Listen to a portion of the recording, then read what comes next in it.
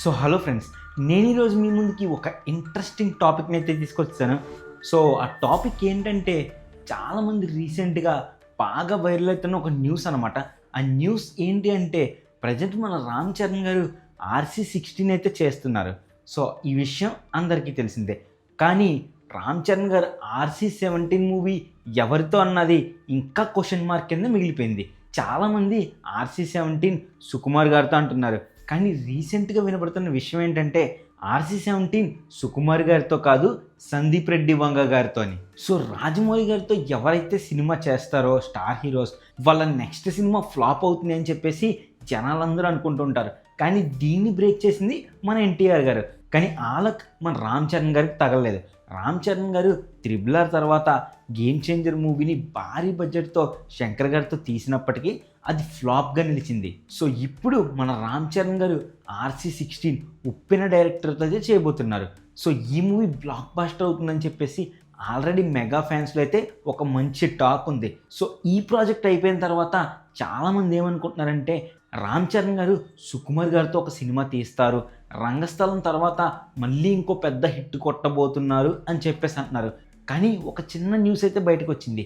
అదేంటంటే, రామ్ చరణ్ గారు సందీప్ రెడ్డి వంగతో చేయబోతున్నారు RC17 అని.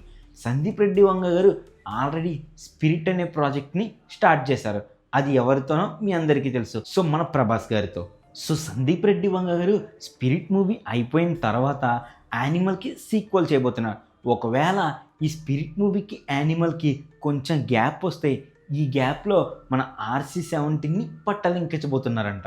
సో నిజంగా ఈ కాంబినేషన్ వర్కౌట్ అయితే ఇప్పటి వరకు రామ్ చరణ్ గారిని మాస్ రోల్లో ఎవరు గట్టిగా చూపించలేకపోయారు. కానీ సందీప్ రెడ్డి వంగ గారి విషయం మనందరికీ తెలిసిందే. ఆయన మాసులకే మాస్. సో స్పిరిట్ మూవీ అయిన తర్వాత ఖచ్చితంగా సందీప్ రెడ్డి గారు ఒక పెద్ద బ్లాక్ బస్టర్ని అయితే కొట్టేసి ఉంటారు. ఎందుకంటే స్పిరిట్ మూవీకి ఉండే హైప్ అలాంటిది.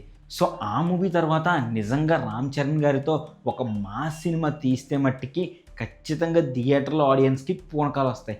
అంతేకాకుండా థియేటర్స్ దద్దరిల్లిపోతాయి. సో ఈ కాంబినేషన్ కరెక్ట్గా వర్కౌట్ అవ్వాలని నేనైతే కోరుకుంటున్నాను. సో నిజంగా సందీప్ రెడ్డి వంగ గారు మన రామ్ చరణ్ గారితో సినిమా తీస్తే చాలా బాగుంటుంది.